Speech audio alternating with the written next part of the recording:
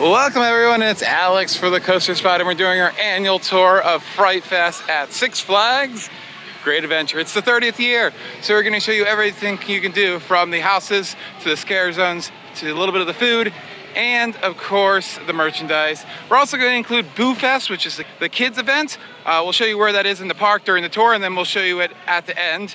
And we're also going to show you Oktoberfest, their German-inspired festival that's taking place right at the end of Main Street. That also goes throughout the entire event and then some. So let's go inside. It's opening Sunday. Now, of course, if you want to do any of the haunted houses, which I've said it in previous years, I'll say it this year, is actually my least favorite thing. But that does cost extra. Members, I don't know if they get a free day anymore, but you do get discounts if you're a member or season pass holder as well. They also have replaced most of the maps in the park, the larger ones, with the haunt stuff. Be aware though, it is mid-September and the new houses, The Conjuring and Saw X, are not quite ready yet. They're saying late September, early October, so we are gonna hold off on doing any of the houses for that reason, because you do pay one price for all the houses. You can't just pick and choose how many you want to do. So hopefully we can show you that in a separate video later on. And if we did, it's linked up in the upper right corner. Also note that BooFest does operate until 5 p.m. every day, because that is when all the spooky stuff typically starts. So the first scare zone is actually right here. It is the Bloody Fountain, a tradition that goes back a very long time. And we'll go ahead and show you some of the creepy monsters that are going to be lurking tonight. Yeah, we're going to show you the park during the day so you can get your bearings, and we're going to flip to nighttime shots.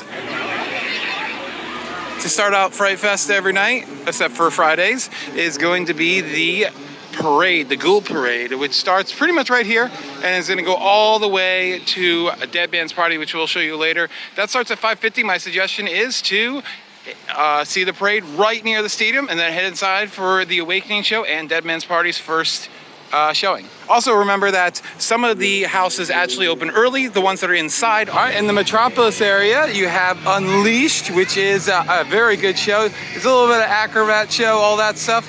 And let's take a little bit of a look at what you're gonna expect, a few bits from each act.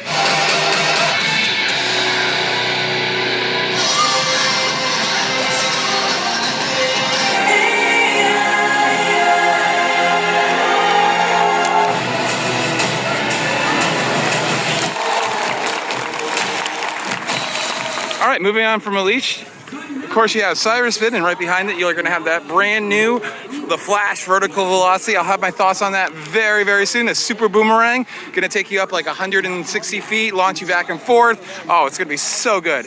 But anyways, what is okay is the Aftermath. Aftermath is your post-apocalyptic scare zone. Lots of people in masks, and you're going through lots of trailers and all that stuff, and pretty good scares for the most part. Definitely wait for this one to be completely dark though, because or if you want to have a little bit of light scare, get on it right when it starts to open. And across from Wonder Woman Lasso of Truth, the Frisbee ride, is going to be Dead Man's Party. This is a long-running show going back to the late 90s. It's a sing and dance type show with lots of cool pop songs and lots of cool choreography.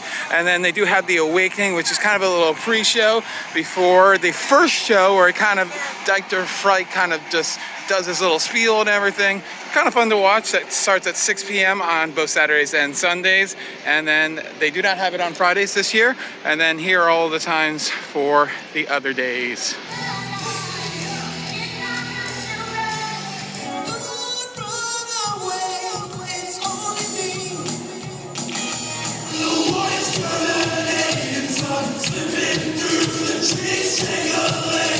Over right in front of Batman the Ride and the Dark Knight coasters, you have Clown Town. Obviously, it's your psychopathic clowns that run amok and terrorize you. Lots of cool fog and lighting effects in here. Let's see it at night, as usual.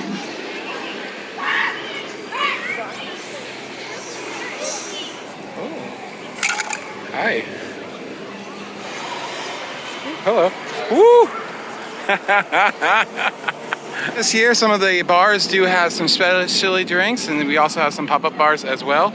And here's a look at some of the specialties.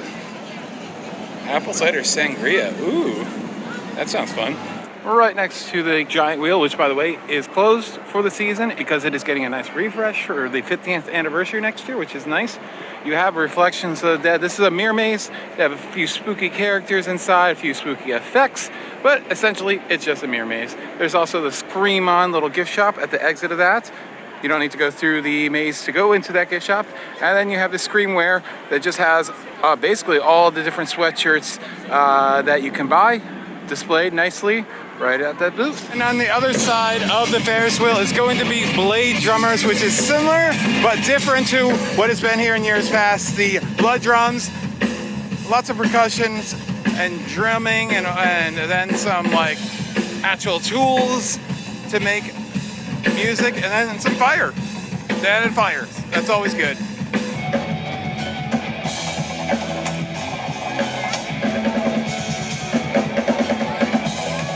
All right, as we head back to the main street, and we just took a look around the Oktoberfest, you're going to want to stay toward the end of the video because, oh my God, the offerings they have this year are absolutely amazing. But here's the Demon District, lots of demon characters and all that stuff. They're going to be running amok, and lots of cool lighting and laser effects in this one. Always a fun scare in here. Let's check it out at night.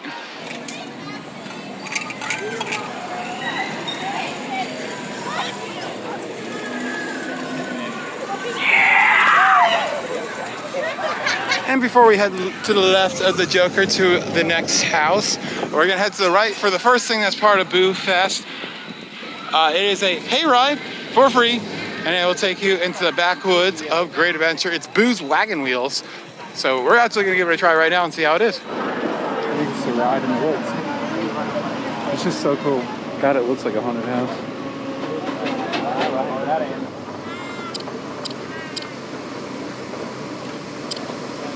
And further down the midway from Joker, as we said, here is the Curse of Blackbeard's Bounty. Not a lot of props. Hopefully it makes up for it with the scare actors and costumes and all that stuff. Let's check it out at night. Ooh. It's me! I think it's a person, like don't hit them. It is a person! But I'm a pirate!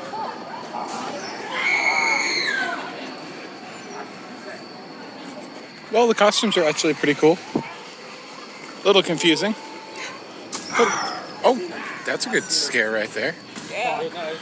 And coming out from the Curse of Blackbeard's Bounty, on the left is going to be the Big Top Terror in 3D. This is going to be your carnival-themed haunted maze. It's really cool. It has lots of blacklight effects, and lots of old vehicles, lots of clowns, and all types of different creatures scaring you around each corner. Very neat. And then if you want BooFest, it's right there. There it is. And right near the entrance to Plaza de Carnaval, the area that's obviously anchored by El Toro, is another gift shop, the Frightfest Fanatics. And then you do have Bloodshed, which is your inbred, in the country, lunatics gone crazy, kind of a butcher maze with lots of demented creatures. This is routinely usually my favorite house, so I definitely say you should hit this one up. Into the map right next to Kindika is where Sol X, the new maze, is going to be. Obviously, haven't done it yet. We will do it hopefully in a future video. It's based on the movie of the same name. Hopefully it will be better. I've heard it is being done by an external company, so it's not being made by Six Flags like most of the attractions have. So hopefully it turns out to be something a little bit higher quality. I have no idea. Hopefully. We'll see. But here's where it's going to be located, right here in the Golden Kingdom. And as we leave the Golden Kingdom and enter into the boardwalk, you're going to have two of your mazes. But first, you do have the freak show. You're going to walk on glass, stick things up their nose, all those creepy things that if you have a weak stomach, definitely don't check it out. Showing video from last year. Then you have Fears and the Manor. Fears, you go through lots of different sections that have different fears, from spiders to blood to clowns to balloons, all those types of different things. It's a decent maze usually enjoy that. And then you have the Manor, which is your haunted house type thing.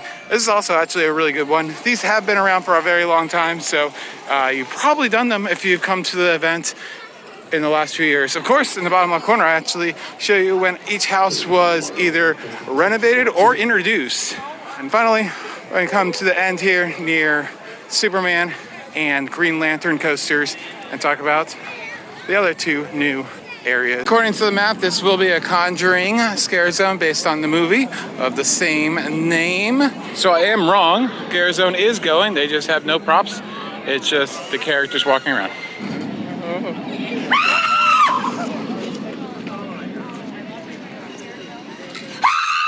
Jesus. God. It's a yell zone than a scare zone. God, my voice would be dead in like 5 seconds. What? It's more like a yell zone than a scare zone.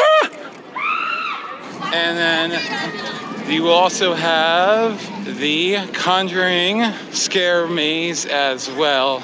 Although double checking, the maze has not opened yet, so yes. Hopefully we'll see some props. We'll let you know in a future video, as we told you. And right before you get to the Golden Kingdom Adventure Outpost is going to be BooFest in Bugs Bunny National Park. Let's go show you the activities for the little ones. In the theater they have bingo, and then they have Witch's Brew, which is basically a story time. 12 and 3 p.m. and 1:30 and 4:30 for the bingo. And right across from it, they have the crazy corn maze. It's a corn maze. You get lost. It's very tall.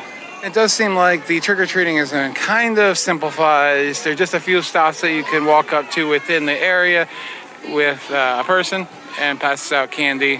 So it's not going to be a trail like it has in years past, it doesn't seem. There's one over there, there's one over there, and then there's some souvenir and gifts. So, in my opinion, they have renamed this thing, but kind of toned it down a little bit. I don't know. It doesn't seem as good as last time. The decorations look fantastic, though, from prior years past in here.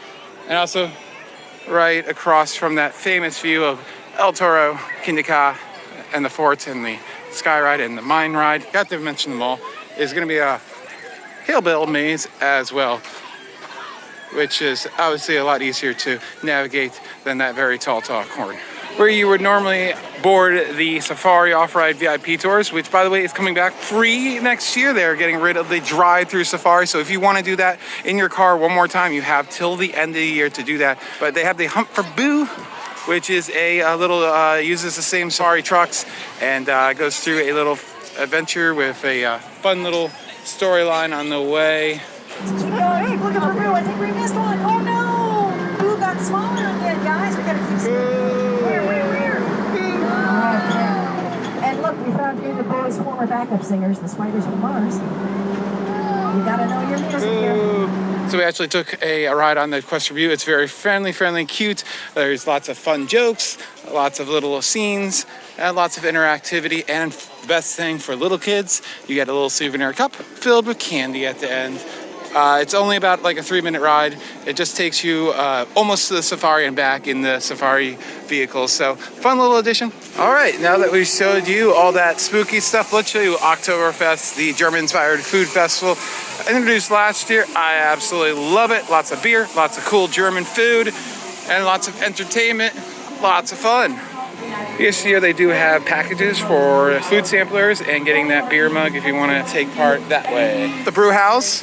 Always delicious food in here, but they do transform it where you can get a majority of that food in here. You also can get those Korean corn dogs still. A little bit of decorations here, and let's take a look at all those offerings. Just be aware that none of these things are going to be on the meal plan. The meal plan items are just the typical Six Flags food that you can get year-round.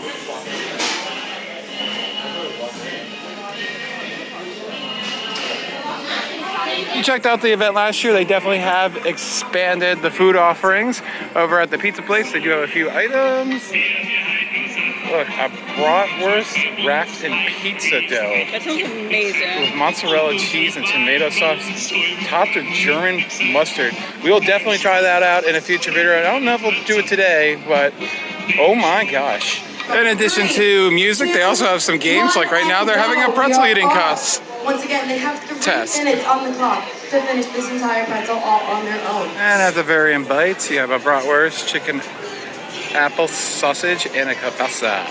They do have some Oktoberfest cocktails there for $16. They do have some merchandise with some fun phrases. I love them. And what used to be the Dippin' Dot stand, they have some tempting treats, pretzels, pickle on a stick, crumble cake, and apple dumpling strudel, pretzel ice cream. That sounds good. And next to the Bavarian Bites, you have the German pork slider. This is actually kind of the generic stuff that you usually see a lot of stuff. Beer cheese noodles, German meatballs. I don't think I've ever had a German meatball. And German chocolate cake right here. There it is. And then they have a dumpling food truck. Here's an idea of what everything looks like. All wrapped up nicely. Oh my goodness. I want it all. My God. All right, gonna break from the tour for a second, just add an opinion. Ariel, lovely wife, she's been by my side the entire video, but what did you think? I mean, like, wow, like they've really expanded this. I guess it did well for them. I'm really excited about this. I think this is just gonna get bigger and bigger. So. It's just so hard to buy a tasting card when we have the meal plan. Yeah, I wish they just offered some discounts or something like that. But I get what. I don't think you get the discount on it. But and the thing is, we don't come enough. This year we're not coming enough to make it like, oh, we'll do it on a few visits.